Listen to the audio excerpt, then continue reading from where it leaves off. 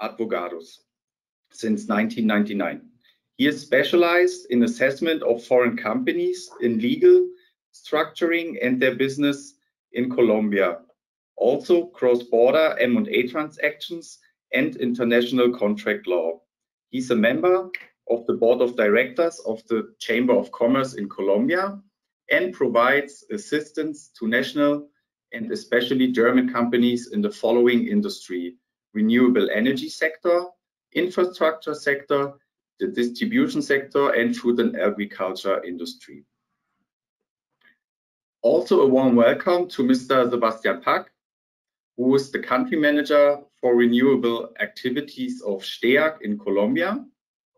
STEAG has developed a portfolio of photovoltaic projects to ready-to-build status in Colombia. Start of commercial operation is planned for July 2022. Last but not least, and also a warm welcome to Mr. David Pena. He's a mechanical engineer and master in industrial energy and has more than 16 years professional experience in the oil and gas, as well as energy business. Currently, Mr. Pena is responsible for the new energy business of Siemens Energy in Colombia, focused on local hydrogen initiatives. That leads to our topic of today, and now I hand over to Mr. von Bila for his presentation. The floor is yours, Mr. Bila. Thank you very much, especially to David Pena and to Sebastian Pack also to joining us today here. I know we have a lot of other things to do and also a lot of webinars, but thank you both to be here and join us today, because finally I was very impressed what the result of the question Rödl just did regarding what are the main problems in the region the companies find. And well, I expected to see more, let's say, bureaucratic issues or corruption or things like that, but at the end it was this unreliable economic and political environment. So it was really interesting to see that. And I think Colombia is a country that we can show in this respect, and I think we are positive in this respect. I will just do a brief introduction because you are the experts, and it's much more interesting to hear from the experts what you can say about these renewable energies in Colombia. The next slide, please, Mr. Pava. The next one, please. Yeah, so just briefly, from my point of view, from the legal point of view, Colombia is a civil law country with very similar rules as in Europe for projects and companies. For labor and tax law, it is also very similar and complicated. And I just can say that companies coming from Europe, companies coming from the US, they will feel very comfortable in Colombia because the laws are clear, are similar, are something that are understandable, and it's really a civil law country that we can expect to deal with. Especially also labor law, tax law is complicated, as I said, but it's very similar. Protective in very different senses. So that's something that also the good and big and middle-sized companies search for, to have a good environment to work. The participation in bidding processes is interesting because from our point of view as a law firm, we mostly participate in this private biddings or even in the public biddings. So even there, also the Colombian laws are pretty clear. And what we have seen in the last times is that there are a lot of private biddings, big Colombian companies that are not only Colombian companies, but also Latin American companies now based in Colombia. Like in the cement industry, for example, they expand to the neighbor countries and are based in Colombia, and they are looking for solar, especially for solar energy in this moment, and also for solutions in the rural areas where they work. So energy solutions also on a smaller scale. So that's something that we have seen in the last, I would say, 2 years, and I think it's increasing. So participation also in public bidding processes is very interesting. Especially we have to be clear that in Colombia the hydro power is the one that is leading, of course, because we have a lot of water, a lot of rain, but government is also, and governmental institutions as the CREC and the Ministry of Energy and Mining, they are also looking for alternatives, and we will hear now from just in some minutes from Mr. Pak and from Mr.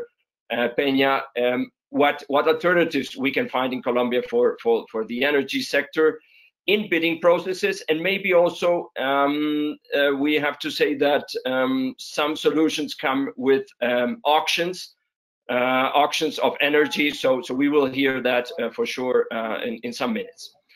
Additionally, I think we are very well connected in Colombia with free trade agreements, and with example with Europe, with the US, with the Pacific Alliance. So with EFTA, I think we have a very good connection with free trade agreements. We have a very good connection also, of course, with the ports we have in the Atlantic and the Pacific. Please, the next slide. Why to invest in renewable projects in Colombia? I just chose 2 or 3 interesting facts.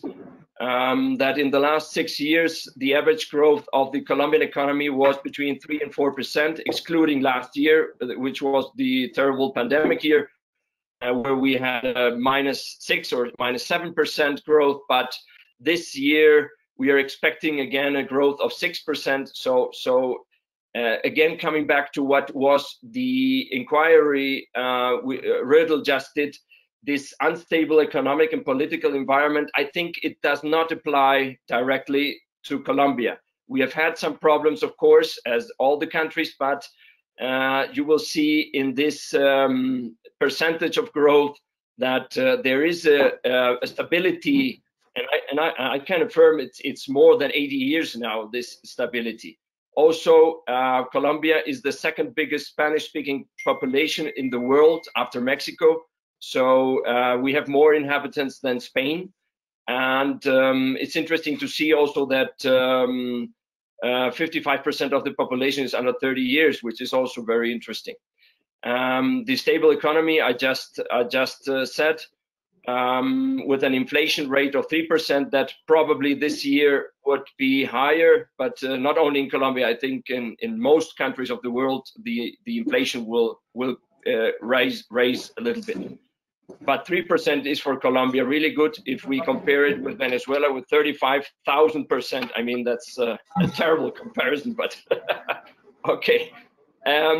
May was a difficult year and a difficult month, May 2021, because we had some important demonstrations in the country, mostly peaceful, but some damaged infrastructure, and also streets were closed and we had blockades. So there are, for the companies, important losses.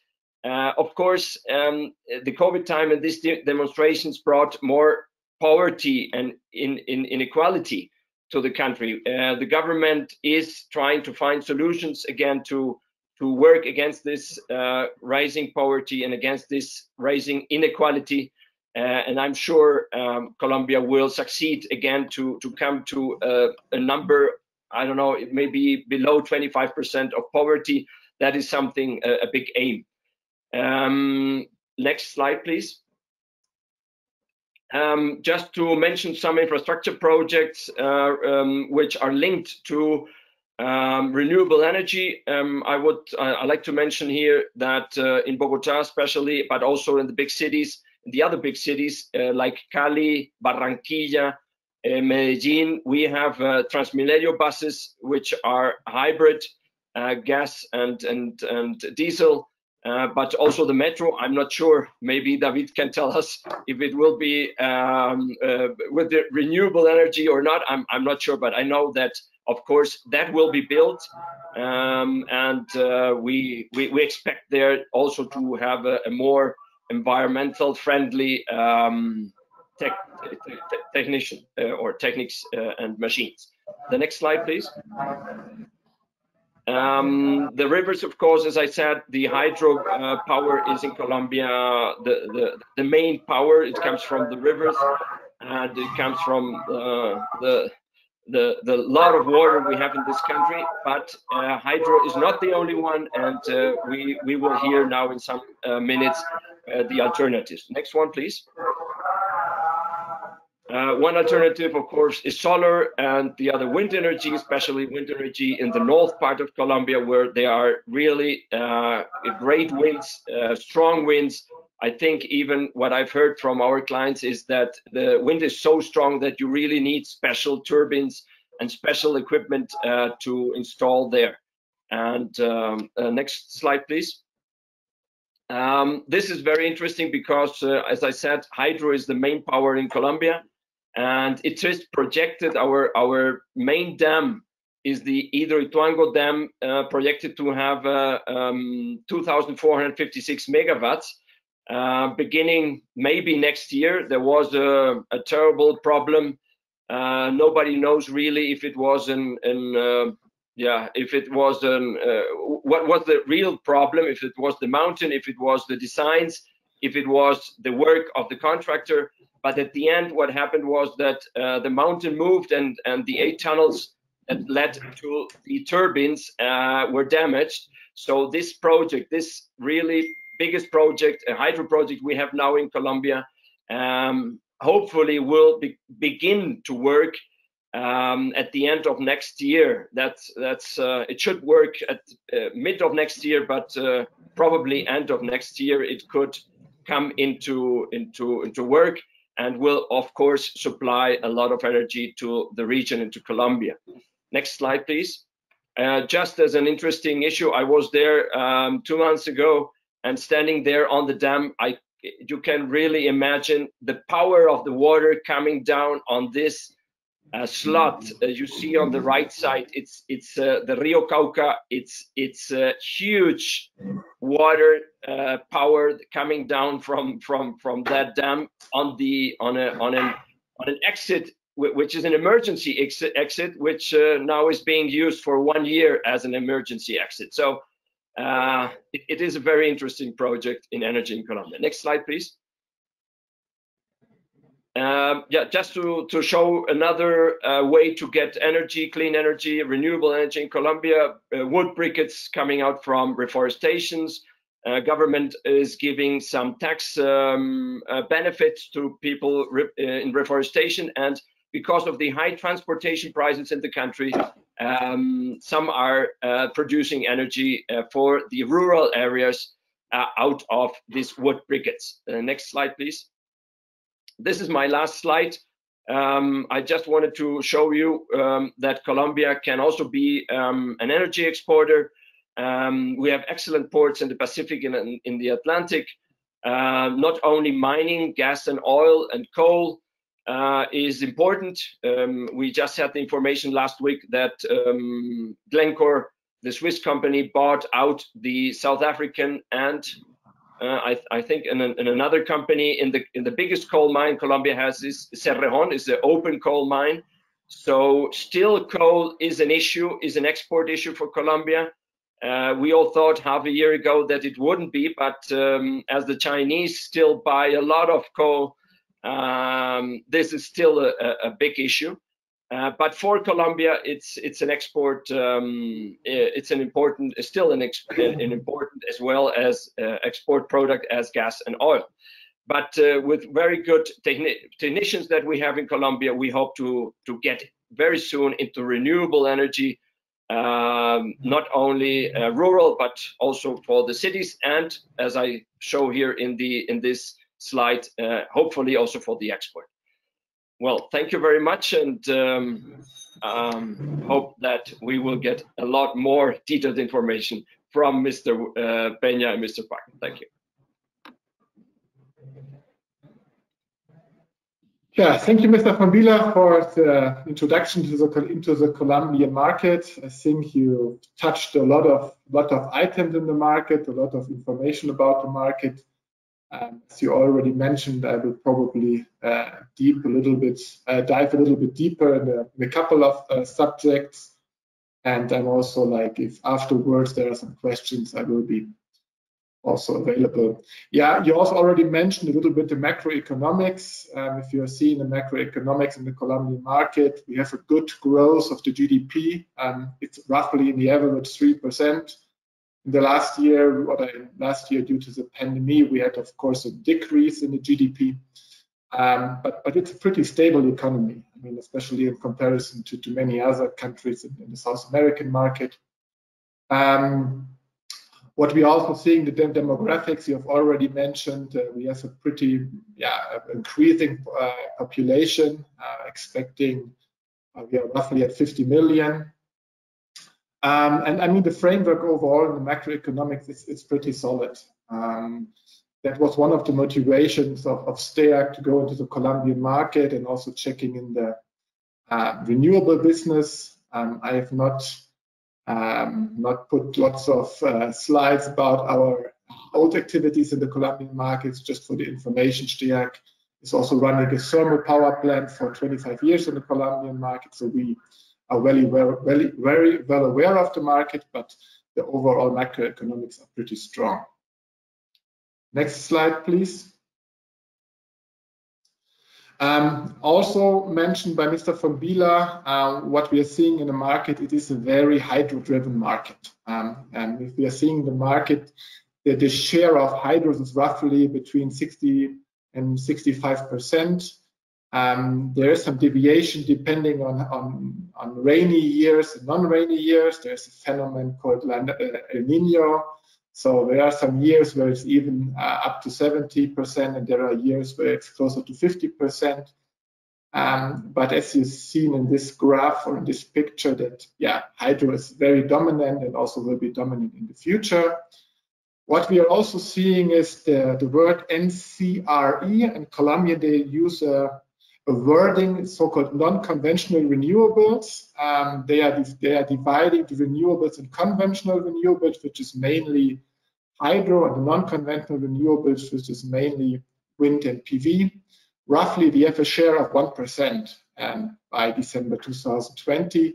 It is increasing slowly, but in comparison to many other countries worldwide, it's still a very low number. When you are seeing here, the other main items is there's the coal-fired power plants. We have 10% gas-fired power plants. We have even some liquid fuels. So it's the portfolio is hydro and mainly thermals, as well as on the capacity as well as on the generation. So next slide, please. What did the Colombian government, I mean, basically, and Mr. von Bila already has mentioned it, the market, I mean, there are how you can implement an increase of renewable generation in the market. The Colombian government trying to increase the share of renewables with different auctions. It's called basically subastas in Spanish. It is not like it is an auction where you are basically trying to couple demand and supply. So basically the retailers or the generators, the industry can put in a bid to buy renewable energy, and project developers can bid to sell their energy within this auction. The last one was last year, which a result of roughly 1.3 gigawatt, 3 huge solar projects and 6 wind projects. No, sorry, it was October 2019. I have to correct myself. The next one is planned for October this year. So this is the one way to create an increase in non-conventional renewable. The other way, there's also a very strong bilateral market. So basically, any project developer can also negotiate with off-takers to deliver renewable energy. I mean, the same with the people who are aware of the German market, it's pretty much a similar structure. You can structure a green PPA with an off-taker in the market.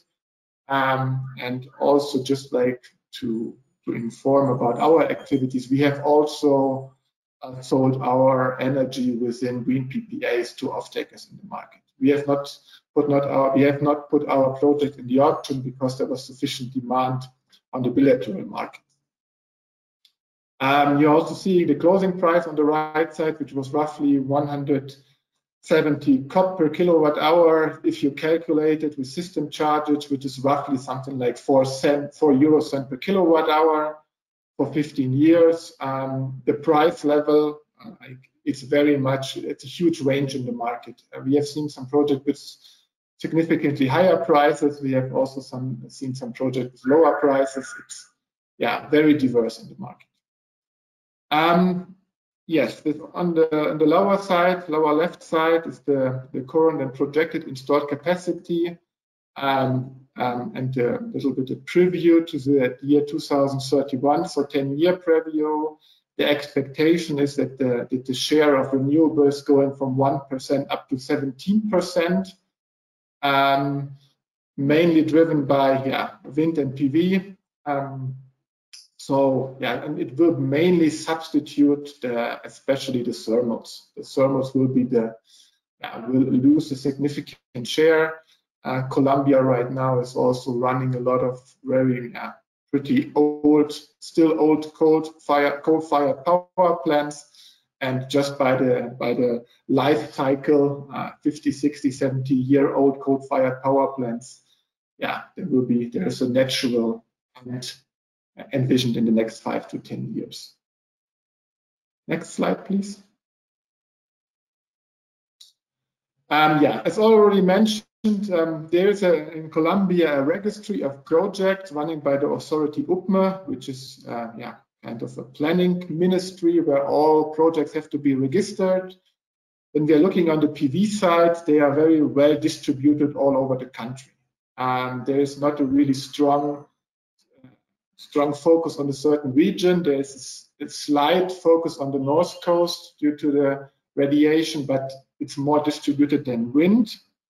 What is important on that slide, in my point of view, is in Colombia, there's a different regulation in terms of the sizes of the project. There's a very high number you see in the range up to 10 megawatts. It has two big advantages. The first advantage is you are basically only need an environmental study for the projects, not a significant licenses and permit packages, which led many project developers to go for projects which have an exact size of 9.7 up to 9.9 megawatts. There's another threshold up to 20 megawatts. If you are below 20 megawatts, you have the option to put the projects into, let's say, regional merchandise strategy. If you're above 20 megawatts, you are in the centralized dispatch, and you have a lot of, costs and a lot of fees you have to consider. And then you need to see the next threshold under 100 megawatts. That is the fact, if you're above 100 megawatts, you're in the international or in the national planning system. So normally the project take a much more site to be developed with the national grid agencies. So we have a certain scheme of project sizes. My personal expectation is the system which is right now, in the future there will be changes, especially all the exceptions for the smaller projects. There's a lot of initiatives of the authorities to change them. But as you see, on the PV side, there's a huge range of project sizes with different advantages and disadvantages. But as you see, extreme high number of projects, roughly 203, which are under development right now in different stages.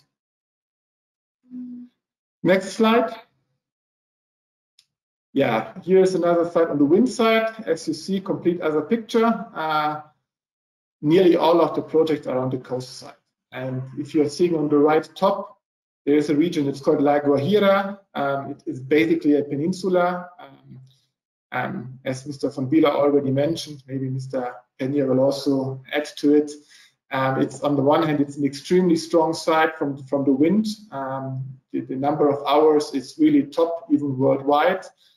But the conditions are challenging. I mean, on many aspects, on the technical aspects.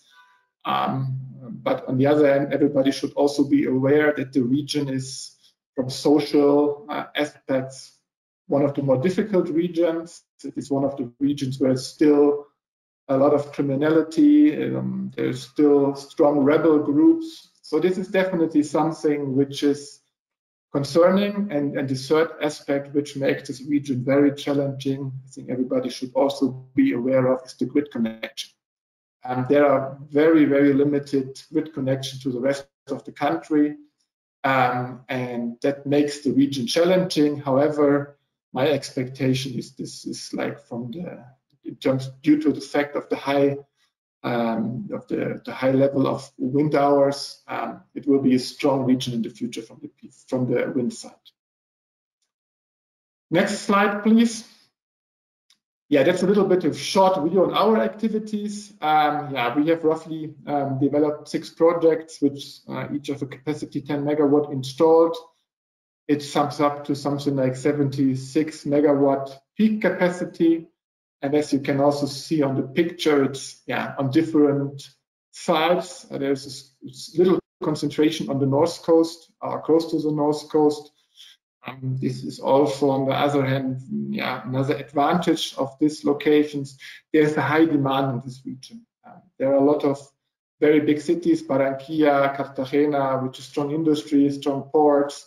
So there's a pretty high demand also on the offtake side, that industrial players want to secure delivery of green energy. I mean, we can think this short introduction that will not cover all the discussions about net zero targets of the industry, but every party which is a little bit on the international markets is trying to increase their share of renewables in their portfolio.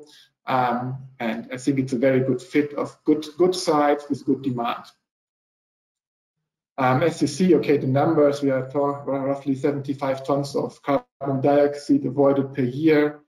I think there's also a strong push of the Colombian authorities to decrease the number of carbon dioxide. Next slide, please. Yeah, just one example of one of the sites. As you can see, just a picture of one of the projects. There's a certain, you can, it's another advantage of the smaller project, you can connect them to the lower voltage level, in this case of 13.8 kilowatt hours. So radiation, I mean, the PV experts here with a P90, 25 gigawatt hours per year for a 10 megawatt project is a pretty strong number. You can compare them to some regions in Spain, which is pretty strong. The connection is approved, the land contracts are assured, so this project are ready to build. We are ready to build, and I have a target COD at July 2022. Next slide, please. Yeah, from my side, I mean, in 10 minutes, I just focused on some items. I just want a little bit an outlook, a little bit summary from our side on different dimensions. On the demand side, we are seeing a pretty solid demand and also an attractive price level in the power markets generally.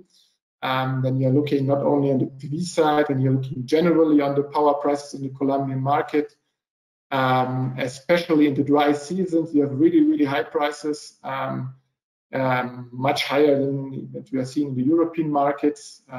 It's roughly 7-8 cents per kilowatt hour with peaks up to 20-25. So there's a strong strong price level, and that will also, in our view, also lead to pretty strong, strong demand from industrial, and they are willing to pay a solid price for renewable energy.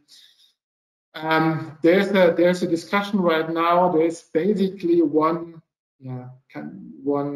idea which is discussed. It is a little bit unclear how strong this obligation is, but the Colombian government basically has a plan to force any retail suppliers to have a certain share of non-conventional renewables. The idea is to oblige them and also increase the demand of the retailers for renewable energy in the future. In the past, there was a plan to make it very, very strong obligation. Right now, it looks like a more weaker obligation, but I expect that to be strengthened. Yeah, market design is auctions, as I already mentioned. What we are seeing, even on the bilateral markets, strong desire even for long-term contracts. You are seeing retail suppliers, industrials aiming to 7 up to 15-year contracts, which make investment into renewable projects, pretty much doable. Yeah, the project activities, I think I already mentioned in the slides before. From the side, our experience is it will be very, very difficult for German companies to process without corporations. I mean, it starts if you want to acquiring locations. It starts in the negotiation with the local people. Classical example, everybody should be aware, this non-conventional renewable projects, you create generally a pretty low amount of local value in the operations. I mean, if you have a 10 megawatt project, you basically have maybe one security guy guarding the site, but that's it. And that definitely creates, the idea how can you create some social value? How can you create, benefits for the sites or for the region where the sites are located? And this to discuss with local developers, service providers, it's definitely something which is very, very important to get speed into the project, because otherwise there will be a lot of delays. At least our experience, it's a pretty important factor, which I have to admit I underestimated in the first time of our activities. Yeah, as already mentioned, I think Mr. von Bila already mentioned it. Generally, besides the good framework, there are also different initiatives with tax benefits. There's this very famous ley. It's called 1715, like 1715, which basically gives you a lot of tax benefits for the projects. There are certain requirements, but also to evaluate these tax benefits makes it, it's very important, because our view also on the development side, the market is very competitive. I mean, if you're looking at the EPC prices for projects, and you're looking for advisory in certain aspects, the market is competitive, and you really have to evaluate tax benefits, etc., to make the projects feasible. I think that was a short overview from my side. If there are any questions or any topics we have to go deeper, please let me know, let us know, and we can head out. Thank you very much. Thank you, Mr. Peck. I think now it's the floor of Mr. Pena. Sure. Hi everyone. Thank you for inviting me and Siemens Energy to this panel. So we will discuss a bit on hydrogen, green hydrogen, and we will walk through decarbonization. I will talk briefly some renewables topics, and then we will enter in matter in hydrogen. So next slide, please.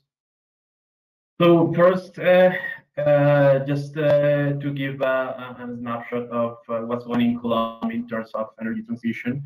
As many of the countries are doing currently, Colombia is promoting the energy transition strategy, in which they have already declared the net zero by 2050. There is a big milestone in the middle of the road, in which the intention is to lower the emissions by 51% by 2030, right? So all the efforts shall to be start right now, so we can reach that target that the government has declared. Next slide, please. So how we will foresee as Siemens Energy this decarbonization path? First and foremost, to especially the current facilities and infrastructure, it's well known that making a jump into a full decarbonization technology or industry, it will be work for the economy, and it cannot be done in just one step. So the suggestion here is to first take advantage of the current infrastructure to increase efficiencies, to make upgrades of this infrastructure, so you can take the most with a lower investment. Then the next step is to pass through a hybrid phase, in which you will start including hydrogen and low emission fuels. You have there at that point you will start shutting down all the coal-based industries and start including gas or hydrogen into those. And then the last one, and this is the last frontier of the energy transition as we see, is a full decarbonized technology, in which the hydrogen will be one of the pillars of this phase, in which you can use the hydrogen not only to energize, but as a feedstock for hard to abate industries. Next slide, please. So this is something that has already been mentioned by my colleagues, but just to mention that we now can be able to talk about hydrogen and green hydrogen, and the reason is that the renewables, that is basically the first step of the value chain of the green hydrogen, are now very accessible to the market, right? So since the renewables are now at very competitive prices in the market, we see that the green hydrogen can also reach competitive prices compared to other type of products or origins of the hydrogen. So we see that Colombia, I'd say in a short to middle term, can reach there is a target in the hydrogen world. We expect that if we reach the $2 per kilogram of hydrogen, we are in a very competitive point, right?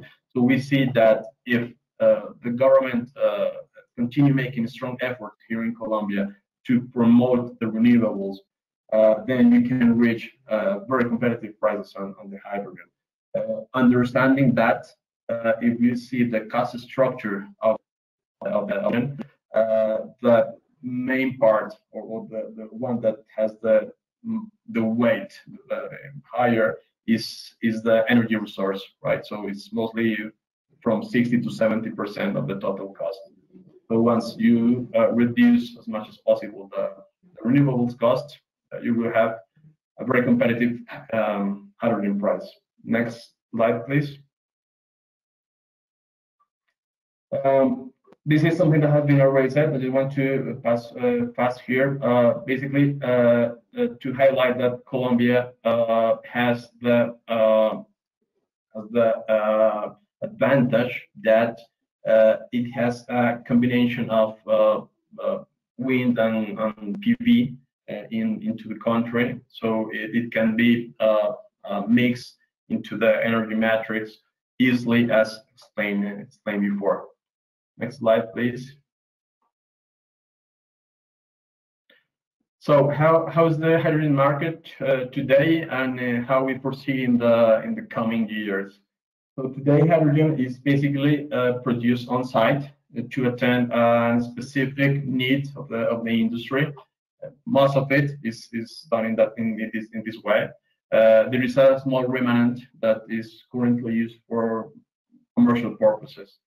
But how we see is that hydrogen will become as an energy vector. So the commercial component will enlarge or increase significantly compared to what we see at the moment. Well, the 3 times of what we see right now, right? And this is because there is a lot of industries that currently are not using hydrogen and will be open to this type of energetic based on this green component, let's say. Next slide, please. So again, it's more about cost, and this is basically to highlight that once we start having a strong pipeline of projects, either on blue hydrogen, which is basically the traditional method of getting hydrogen, but with carbon capture, and also with green hydrogen, which is basically all the way of the energy chain with a green component. And you will see that this pipeline is increasing year over year until you will have a strong and mature project planning and reconstruction in the coming years. So once we see this scale up of the projects, we see for sure that the prices of the hydrogen will become lower and lower and over the coming years. Next slide, please. So what's going on in Colombia? So it's fair to say that Colombia is not a big contributor of CO2. Basically, if you compare to other countries, Colombia is one of the cleanest one in their energy metrics, mainly because of this hydro component that has been said before. However, based on its location, it is one of the most vulnerable countries in the world. So that's why Colombia is making efforts not only to continue decarbonizing its industry, but also to start supporting other countries that are bigger contributors to reduce this CO2 or greenhouse gases emissions, to reduce the impact in the weather and the climate. So and then the commitment that I have already said that by 2030 you have to reach at least a reduction of 51% of the greenhouse gas emissions. There is a risk on the security, energy security,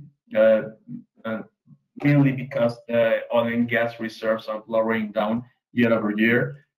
We are on risk of losing our self-sufficiency in the coming years. So we foresee that hydrogen can contribute to level the balance, the economic balance of the country, because for sure we will shorten our exports of oil and gas in the coming years.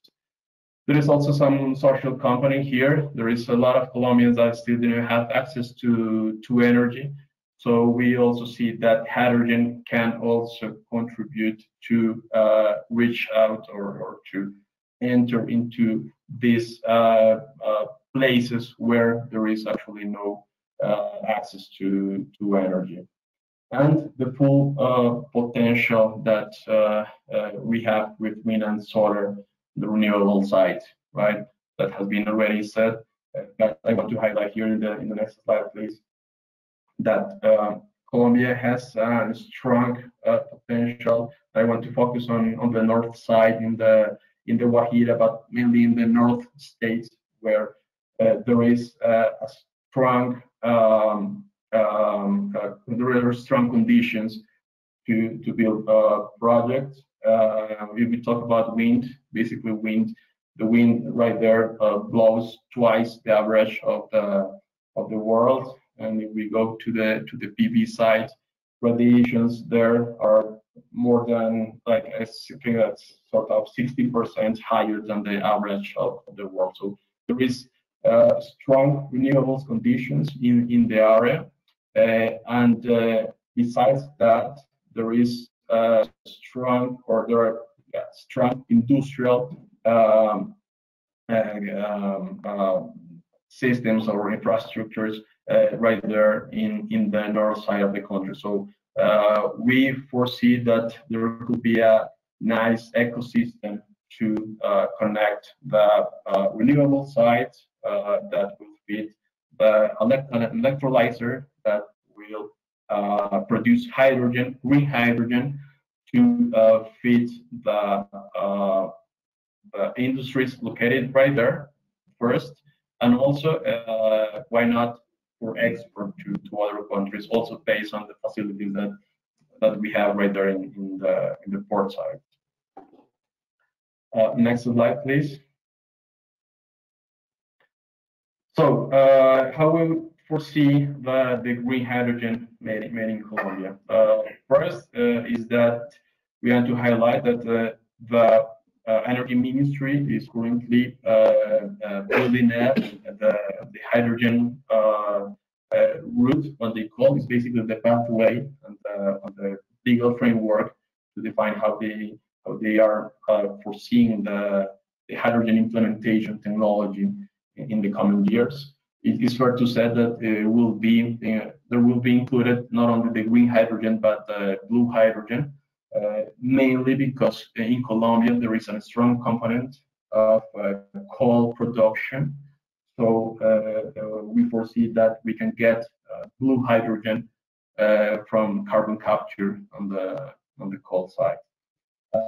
So there is a lot of work ongoing on this hydrogen route, and the intention is that by September we will have the official document already released to the population.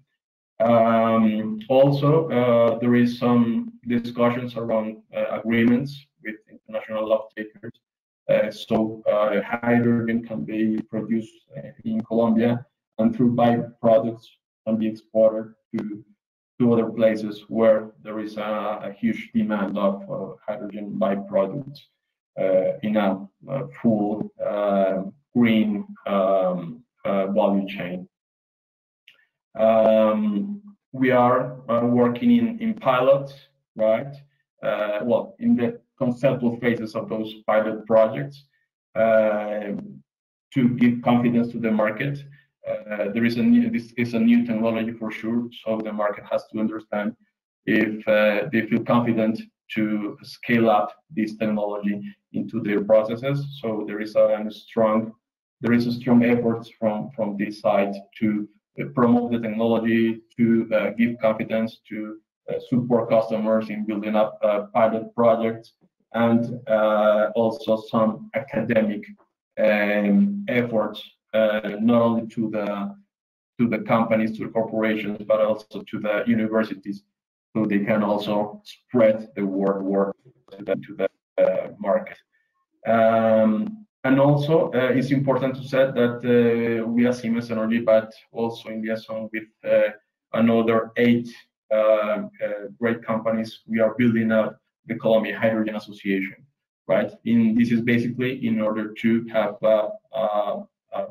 one voice, right, to the market, to the government, and to all entities, and have a strong force, right, in the country. This is ongoing. We are expecting to launch this association formally in the coming weeks. Next slide, please. So this is to let you know that in the region, this is a fact. This is not only in conceptual phases. I want to highlight this project that Siemens Energy is supporting with other partners in the region. It's not specifically in Colombia, but this is something that will be easily replied in Colombia because the technology is the same and the sources are very similar. So what happened here is that Siemens Energy with these partners, we are taking advantage on the renewables from the south of Chile, basically on wind side, to feed an electrolyzer that will produce green hydrogen. And then through other means, there is a carbon capture that basically mix with this green hydrogen.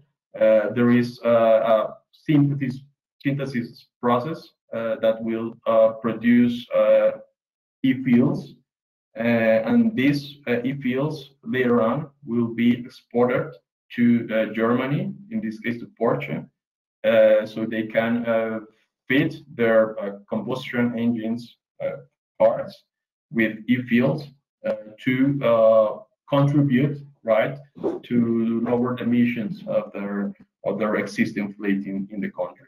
This is something that has started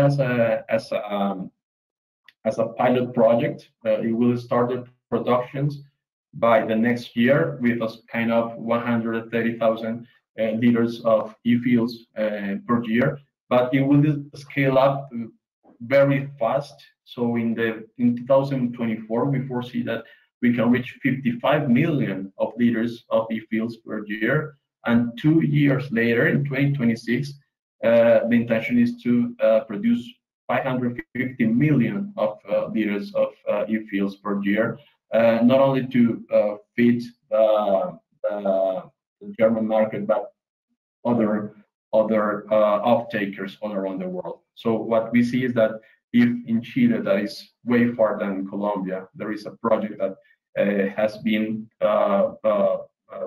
progressed through some economics, why not we can take advantage of what's going on here in Colombia, of their ports, of their location here in Colombia, to make something similar in the country and have these off-takers in the other side of the world. So with this, I will close my presentation and open to the discussion. Thank you very much for the great insights. As mentioned by Mr. Pena, now we have a couple more minutes left to answer the questions from the audience. Please feel free to ask your questions by opening your microphone or using the chat function.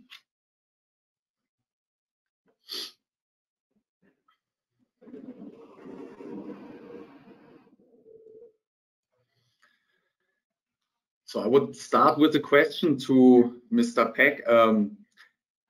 Is the planned renewable auction for October 2021 the only way to create demand for project and its generation? Thank you for this question, Mr. Fandner.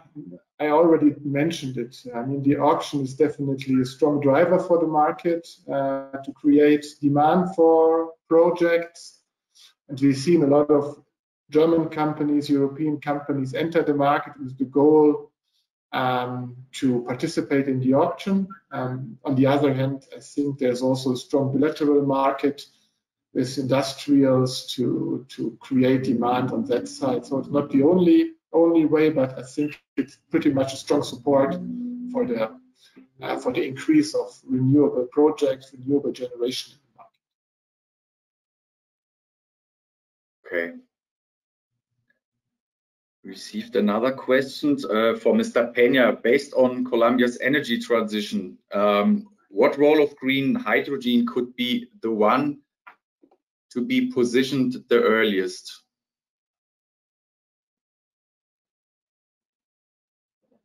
Well,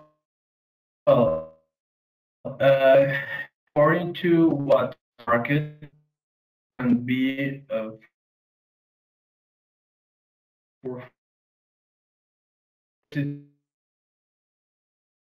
forest kind of easily product substitute a big percent refining process of hydrogen produced in the country. If we see that green for refining process, so green hydrogen devices be used equal as a product part substitute.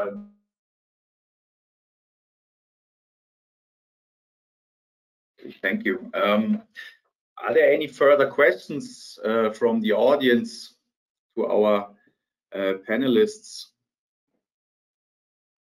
Please feel free to ask. Maybe I have one question for Mr. Pena. What do we need in Colombia to bring something similar as in Chile here for the green hydrogen? Do we need additional agreements between countries, or what is your thought about that?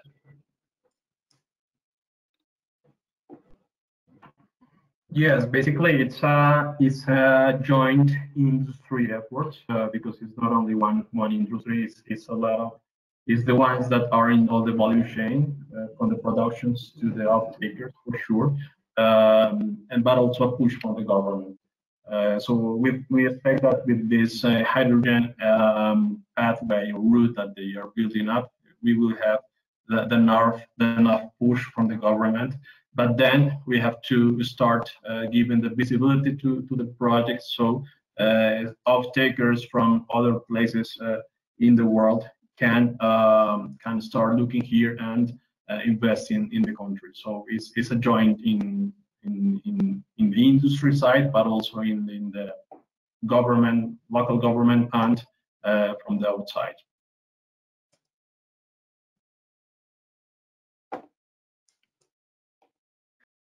Okay, thank you very much. If there are not more questions from the audience, I would close the event now. Or do you have any specific topics to address for the finish? Because we already spent some more minutes as we planned, but I think for the interesting discussion, it's worth. So. Thank you very much, the panelists, for your insight and experience. We hope that the most questions have been answered. For any unanswered question, please feel free to send an email to us, which you can find in the invitation email. Thank you very much for your participation. Have a great afternoon or evening, wherever you are. And it was a great pleasure. Thank you very much. Thank you as well. Thank you very much, everybody. Bye-bye. Bye-bye.